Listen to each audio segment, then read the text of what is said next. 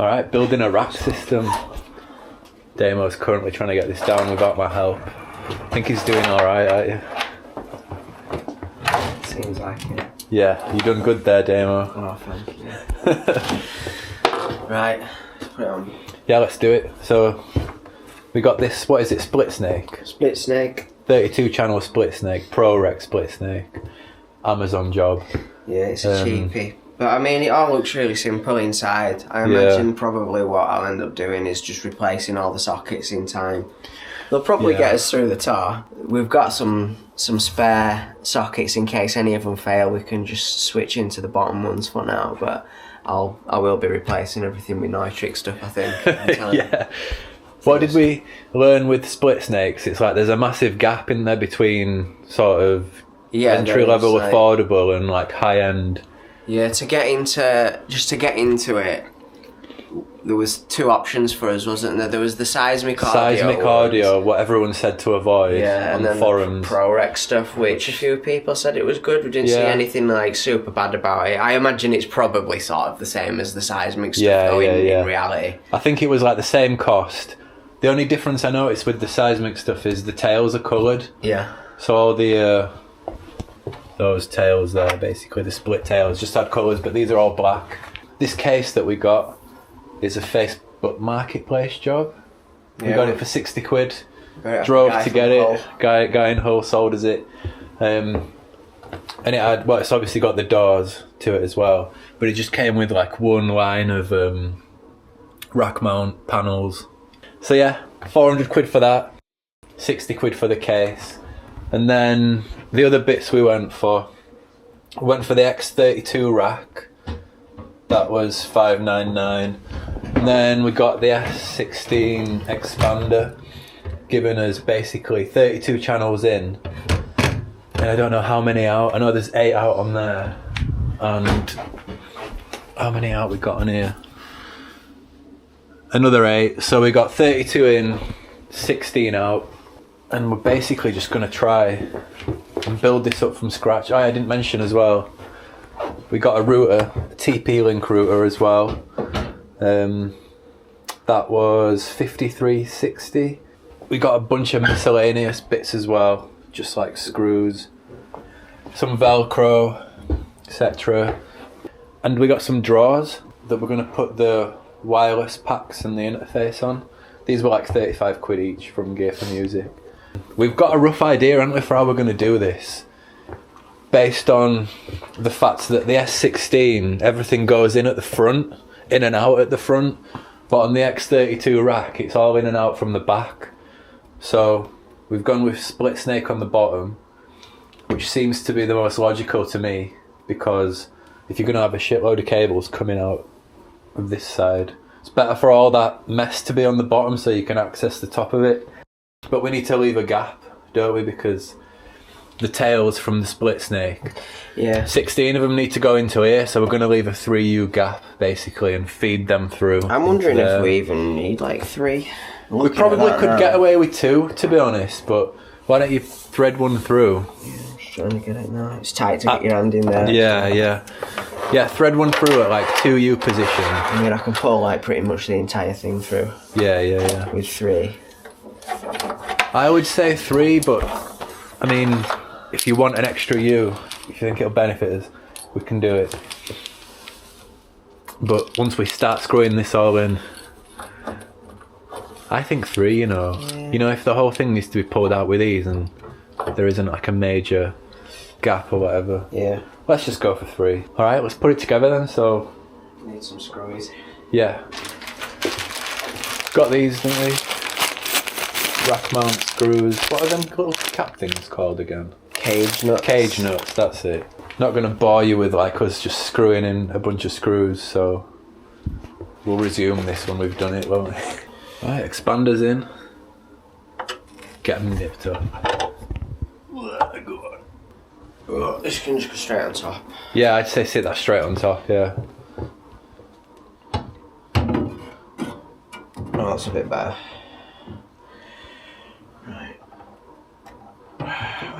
There you go.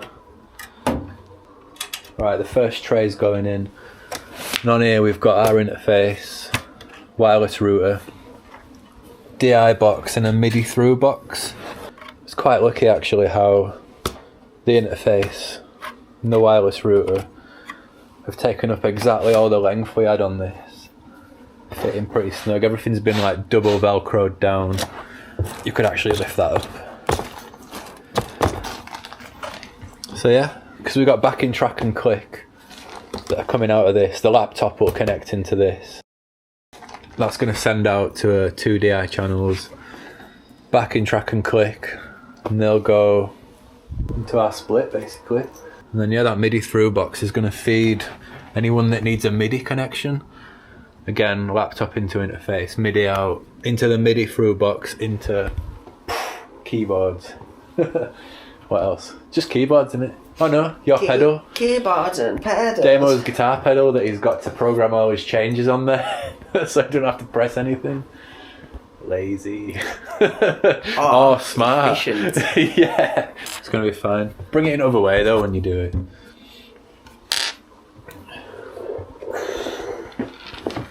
Got another drill hole coming up. It's got a little light on this drill. Yeah, it's cool, isn't it? Cheers, Damo's Uncle Ian. I need to get. So. Do you not want to do it in that awkward position? No, I'm alright. I'll get comfy if I start saying with you. There it is. Usually these cases have a set of these brackets at the front and the back, but this second-hand case that we got has only got them at the front. So we're improvising a bit. We've got like these little brackets from B&Q, some nuts and bolts. We're sort of drilling through and securing the back of these drawers just so they're flush and they don't scrape on top of that X32 rack. Very DIY, but it's working out. It's working out alright. Need the ding dongs. Some pretty decent progress there. Got the splitter in, the expander, the rack, and then we got this tray system going. Remote controlling and interfacing, DI boxing, and MIDI through business. We had to turn the DI box on its side, didn't we? Because we're accounting for like XLR cables coming out. So if they came out over the top, we'd have to raise this tray too much. We wouldn't have the space. So we're going to replace this DI box anyway for something that has XLRs out, sort of at the back, kind of like this. But for now, this is like a workaround. And then let's get this out properly. That's his wireless units. They can all live there. There's space for the wireless packs, the transmitters and the earpieces and all that there. But for now, we're pretty much complete minus the antenna rack that will go over the top. I reckon we can start cabling some of it in now. Like we could start with these tails that we've left here that go into the front of the S16. They can all just be plugged in, forgotten about, and then we'll work on the back of it. But yeah, looking good. Right, on this front side we've got 17 to 32 all plugged in, which is basically 1 to 16 on the expander. That's all sorted. Probably as neat as I can get it there. There's Damo doing the back end. I'm going to come and help you actually. Or shall I just leave you to it? It's done. You've done it. That's very neat, that. Let's say the next step can be connecting the X32 to the S16 just via Ethernet with that short white cable we've got somewhere. This one, so if you do A into A. It's not perfectly straight in them shelves actually. It don't matter, does it? It's a bit DIY. It is a bit DIY. I noticed that, but then I thought, you know, because this case we've got here, this top bit's like on the wonk a little bit. Yeah. What, alternate? A into A, so... Oh, yeah. A into A. Yep. Yeah, you got it. Might get a shorter cable, but we'll work out all this cable management stuff Yeah, I mean, it's still fine. It's only a little bit in it. If you've got a cable tie, then you can sort of make that into a short cable. Cable tie there. Yeah, that'll do. Look at that, we're in. Good, isn't it? Took some doing. Look at that. But it's in.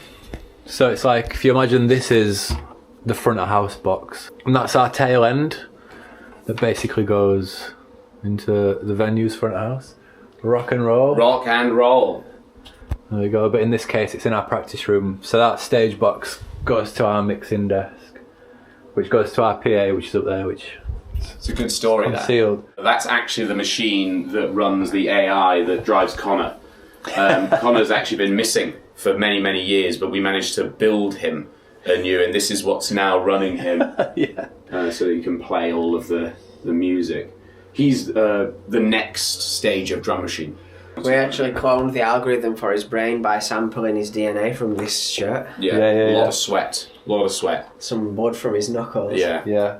We've obviously combined him with some of his father's DNA, also a fantastic drummer. I went into his house one day when he was sipping a whiskey and I stole the glass. Just get a bit of his saliva. So now he's actually the best of both. Right, so all the microphones from the room are patched into our split snake now. We've got everything coming in as per our channel list, but also sort of in a logical way that most venues would have it. So kick 1, snare 2, hats 3, toms 4, 5 and 6, overhead left and right 7 and 8. Connor's SPD is going to go straight into number 9, bass DI is 10, 11 and 12 guitar left, guitar right. 13 is Damo's guitar pedal, but that's going to be just for his ears only. It can also be like if his guitar amp fails, we can just send 13 to front of house as well. 14, Damo's synth, 15, 16, 17, 18 are vocals. 19 and 20, backing track and click. And then we got a bunch of spare inputs just for expansion really, which is one of the main reasons why we got that S16 Expander. Like most bands will probably be alright with like 16 inputs, but we've kind of accounted for 32 in total if we ever do add any more instruments or any more band members or any more inputs. Basically we've got a bunch of space for them there, and like Damo said earlier, we've also got a lot of spare sockets, like in case any one of those fail we can switch stuff around. And just one more section to put in now, which is going to be the summing antenna for all the wireless units. So cables will come out of the back of these 3. They'll go into a panel across here which is going to have the wireless antennas there, so that'll live at the top. We've ordered that, it's on its way, so we'll stick that in. We've done a little bit of cable management and we've powered everything up at the back as well. So we're going to leave this here for now. We'll flip this round next time we work on it and we'll show you what's going on in the back.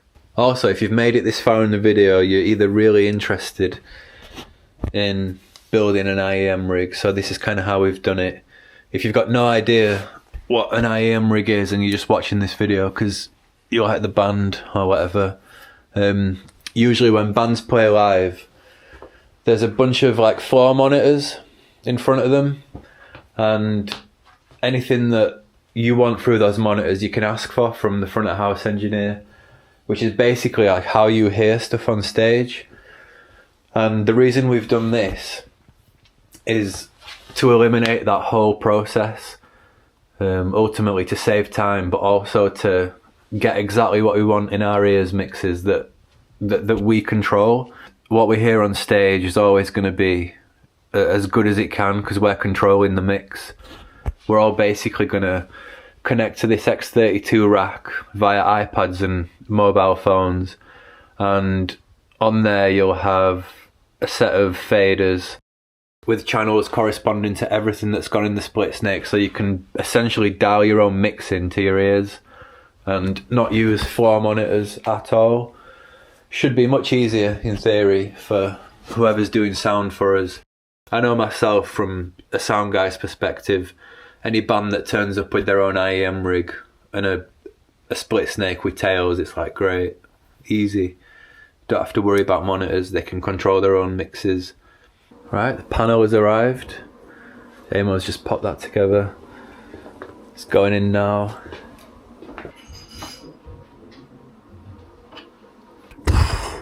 panels in. All these wireless units, the antennas of those can just stick out the top now. Oh, this is all a bit closer than I thought it was. The rig's complete. 32 channels in, 16 channels out.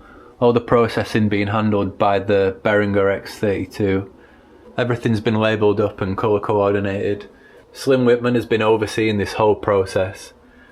Hopefully we've done a good job. You're doing good, boys.